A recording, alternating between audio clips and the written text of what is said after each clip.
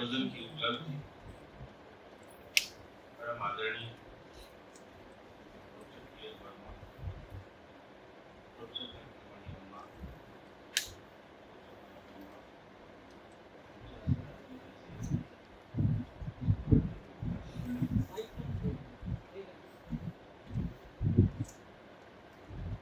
और इस सत्र के बहुत ही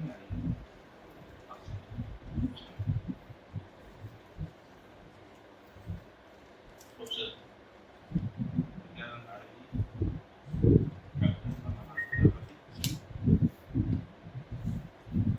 अध्यक्ष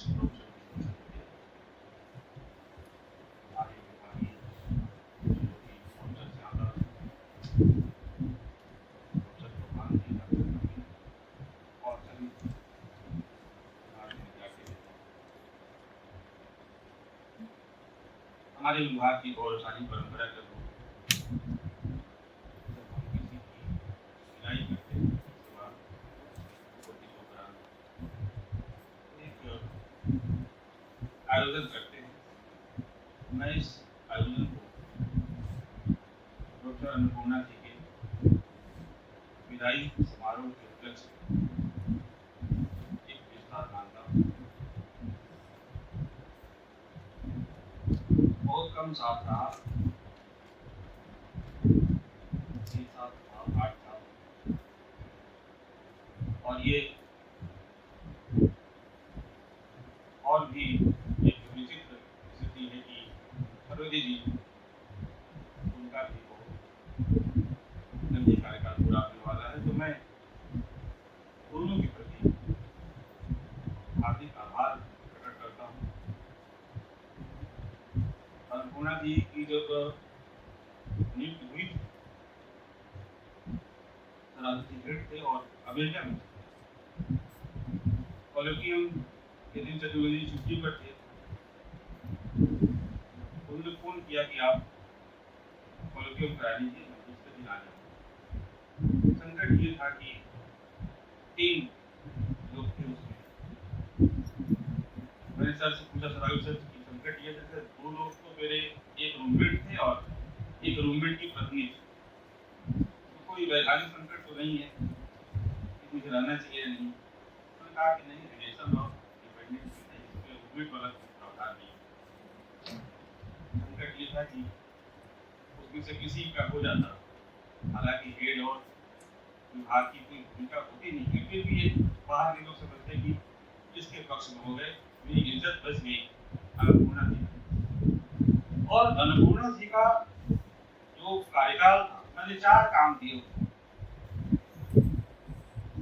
3 विशिष्टांक निकाले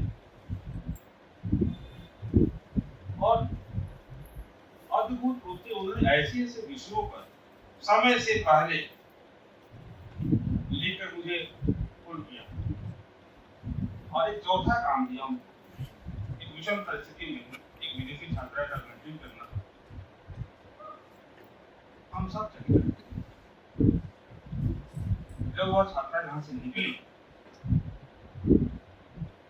उसकी लिखावट, उसकी पढ़ाई लिखाई देखकर हम सब लोग चले।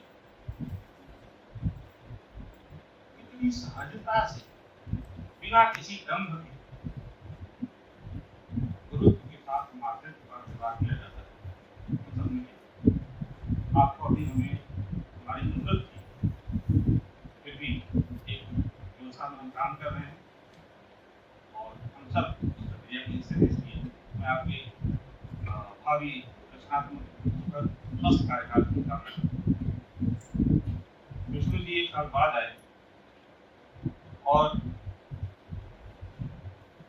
देश के सबसे बड़े और सबसे एग्जिस्टिंग विश्वविद्यालय पुराने मुंबई विश्वविद्यालय, मुंबई यूनिवर्सिटी, आप सबको पता होगा कि उनका जीवन संघर्ष। अन्नपूर्णा जी गांधीवादी परिवार से, एक स्त्री और एक दलित समाज से आने वाले लोगों के लिए, विद्यार्थियों के लिए जीवन उतना आसान नहीं। 3 बार वहां विभाग अध्यक्ष रहे और बम्बई विश्वविद्यालय के बारे में हमारे विद्यार्थियों को पता होना चाहिए। कोई साधारण विश्वविद्यालय नहीं। जब बम्बई विश्वविद्यालय स्थापित हुआ तो वुड्स मिशन की एक रिपोर्ट आई थी और देश का एक सबसे बड़ा प्रयोग 1854 जो न्यूटनी कहते हैं उससे पहले वुड्स बहुत महान आदमी पार्लियामेंटियन थे और उसके पहले उन्होंने आयरिश फेमाइन मतलब जो आयरलैंड में बहुत बड़ा अकाल पड़ा था उसमें काम किया। तो दुख दर्द को समझते भारत में जब 1813 में ईस्ट इंडिया कंपनी के पक्ष में कानून पास हुआ तो पहली बार शिक्षा को राजस्व देने की बात हुई थी और 1 लाख रुपया उसके लिए निर्धारित थे। 1935 आगे आगे ईस्ट इंडिया कंपनी को 1 लाख रुपया सालाना का भार बहुत ज्यादा लगने लगा और लॉर्ड मेकाले को बुलाकर उन्होंने उसे मुक्त कर दिया। ये बात नागवार गुजरी वुड्स को और आगे भारत में जब हमारा शासन है हम सब कहते हैं तो शिक्षा की जिम्मेदारी हमारी। ये पहला व्यक्ति था जिसने ये बात की और 4 सुझाव कि विश्वविद्यालय बनाना चाहिए। 3 विश्वविद्यालय बाद में उसमें पंजाब जुड़ा बाद में इलाहाबाद जुड़ा। 1857 में विश्वविद्यालय स्थापित और हर जिला स्कूल की अवधारणा थी हर स्टेट में एजुकेशन होना चाहिए। मुंबई विश्वविद्यालय आज की तारीख में दुनिया का सबसे बड़ा विश्वविद्यालय है कॉलेज के हिसाब से और विद्यार्थियों की एनरोलमेंट सर्वोदय जी विश्वविद्यालय से हमें उनका अनुभव उनके जो संघर्ष उसका जितना लाभ मिलना चाहिए नहीं मिल पाया इसका भी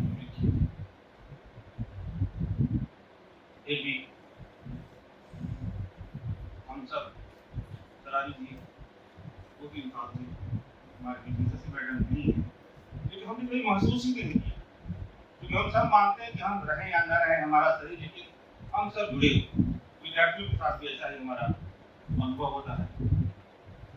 तो पहली बात तो ये कि सेवा में रहना यहाँ पढ़ना यहाँ पढ़ाना हम सब एक प्रक्रिया के हिस्से हैं और ये जो सातत्य है वो सातत्य की स्मृति उसके अनुभूति हमारे बीच है वो बहुत मूल्यवान है। मैं इस आयोजन के लिए भारतीय भाषा समिति के प्रति आभार व्यक्त करता हूँ। शास्त्री जैसे लोग जो भारतीय भाषा समिति के प्रधान इतनी बड़ी परियोजना भारतीय पुस्तक योजना 8,000 करोड़ रुपए का बजट है। 22 भाषाओं में 3 लाख किताबें लिखी जाती हैं। जुड़े हुए उस आयोजन से उस परियोजना से और मुझे लगता है कि परियोजना जब पूरी होगी तो हम बहुत कुछ बदल जाएगा। बदलना जरूरी है। बदलना इसलिए जरूरी है यदि विद्यानंद जी ने पाणिनि से बात की और दिनकर तक आए अमरनाथ ने कन्नड़ कविता की विरासत को प्रणाम किया और कबीर तक गए। लगभग 3000 साल की यात्रा पर थे लेकिन संकट क्या है ये अंतर संवादिता। मुझे लगता है कि कई बार हमें आत्मावलोकन करना चाहिए क्या वास्तव में हम अंतर संवादित थे। 1870 तक हम तक्षशिला को नहीं जानते 1915 तक हम नालंदा को नहीं जानते ही और ये संवाद कहाँ हो रहा चरखा कहाँ थे कहाँ थे। 2200 साल पुराना हमारा अनुभव है विश्वविद्यालय शिक्षा पूर्व 1000 साल पहले हमने तक्षशिला बनाया। 5वीं शताब्दी में हमने उसे नष्ट कर दिया।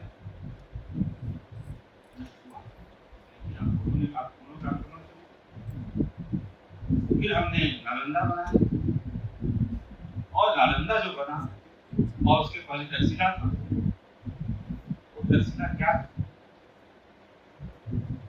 मुझे एक आयोजन में शामिल होने का अवसर मिला।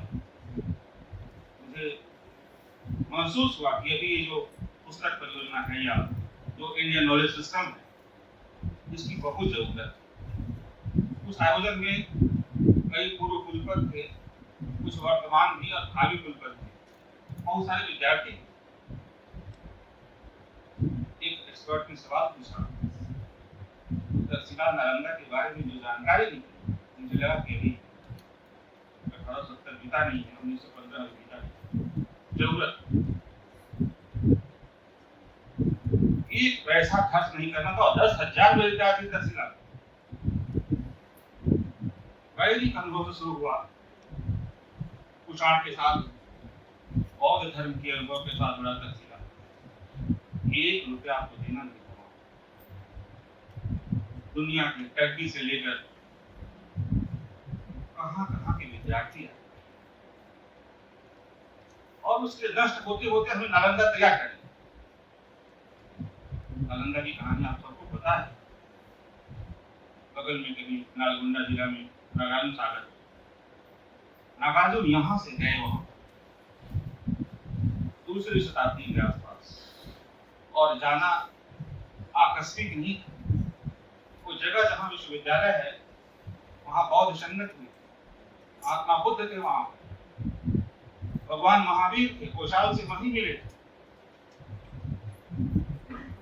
सम्राट अशोक की जगह, सम्राट अशोक ने वहाँ मंदिर बनाया, विहार बनाया।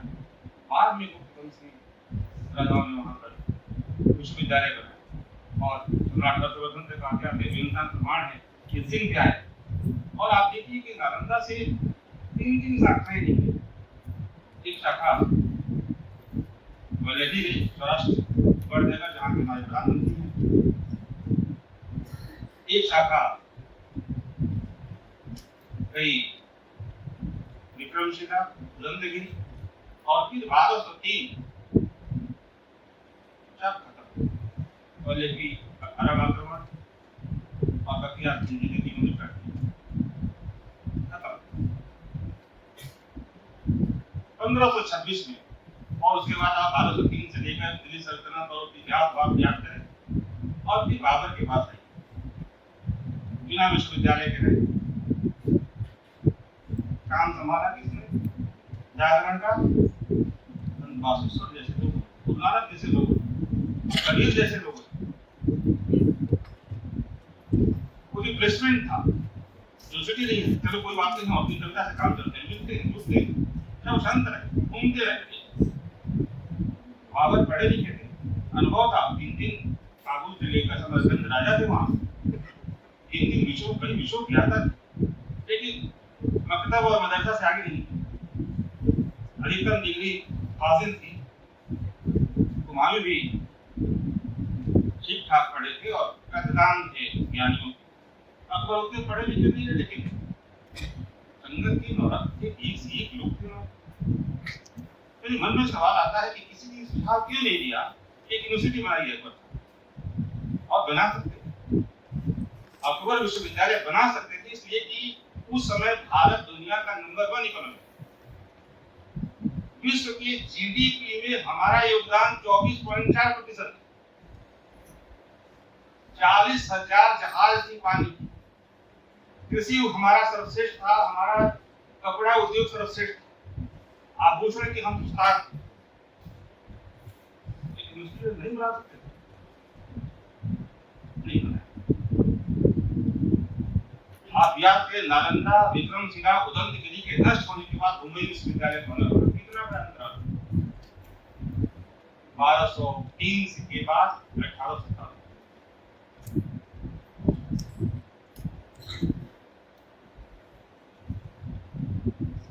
ज्ञान परंपरा, संवाद धर्मिता।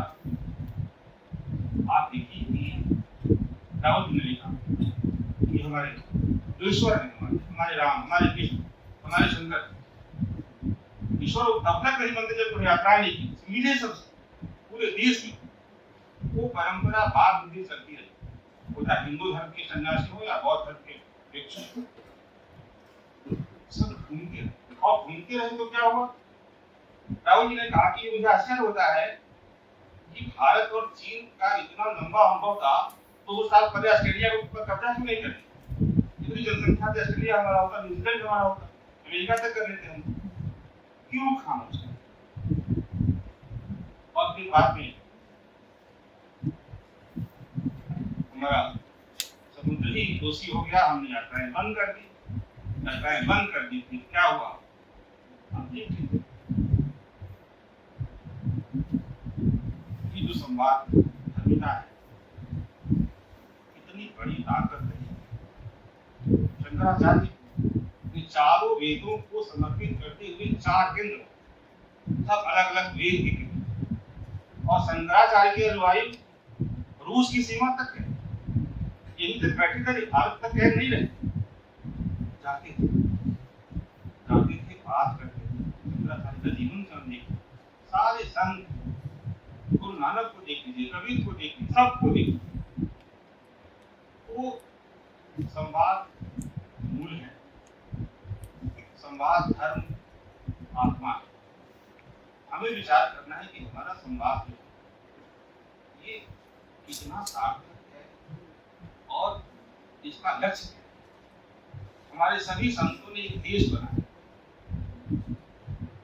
धर्म तभी रहेगा जब देश रहेगा, ज्ञान तभी रहेगा जब देश रहेगा। हमारा इतिहास साक्षी है इस बात का कि हमारे देश की सीमाएं जब कमजोर हुई, हमारे विश्वविद्यालय नष्ट हुए, हमारा धर्म कमजोर, सीमाएं कमजोर कैसे हुई, हमारी ज्ञान परंपरा कमजोर कैसे हुई, ये सब हमारे आपके विचार का विषय है। आप ये हमेशा देखते रहिए कि जितने ज्ञान के अनुशासन, उन ज्ञान के अनुशासनों में संवाद की स्थिति क्या है, हम एक दूसरे से जो बात कर रहे हैं उस बात की वॉल्यूम क्या है, और हम पहुंचना कहाँ चाहते हैं। देश आप ही का है, देश को बचाने के लिए, देश को आगे बढ़ाने के लिए दूसरे लोग नहीं आए,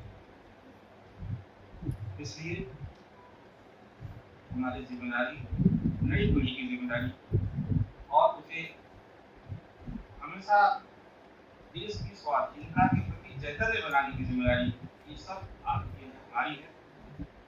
आप सब इस आयोजन में मुझे भी